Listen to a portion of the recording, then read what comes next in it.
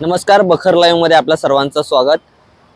काल मध्यरात्री पावसाचा जोर वाढल्याने खडकवासला धरणातून मुठा नदीमध्ये 16,000 क्युसेकनी पाणी जे आहे ते सांडव्यामध्ये सोडण्यात आलेलं आहे। आणि आपण पाहतोय की आता काल मध्यरात्री भिडे पुलावरती पाणी ओसंडून वाहत होतं, मात्र आता काही काळ पावसाचा जोर कमी झाल्यानंतर आता भिडे पूल पाणी आहे ते आता ओसरायला सुरुवात झालेली आहे।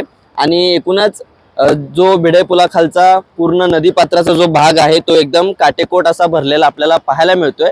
खरं तर दुपारपर्यंत हा भिडे पूल आता वाहतुकीसाठी खुला करण्यात येईल असं प्रशासनाकडून सांगण्यात देखील येते। मात्र वर घाट माथ्यावरती जर पावसाचा जोर असाच कायम राहिला तर आता पुढील काही दिवसांमध्ये म्हणजेच उद्या गणरायाची प्राणप्रतिष्ठा जी आहे ती संपूर्ण पुणे शहरामध्ये राज्यभरामध्ये होणारच आहे।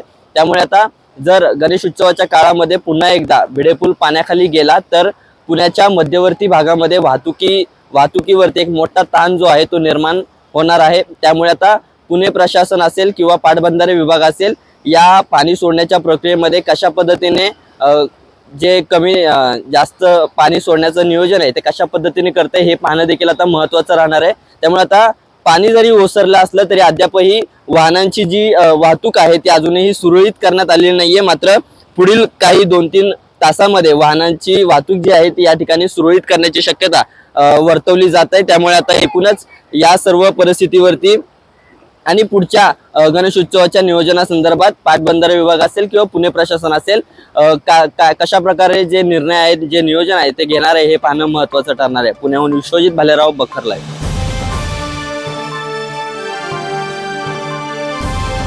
समाजकारण, प्रशासन आणि राजकारणातल्या अचूक विश्लेषणासाठी बखर लाईव्हच्या सोशल मीडिया प्लॅटफॉर्म्सना लाईक, फॉलो आणि सबस्क्राईब करा।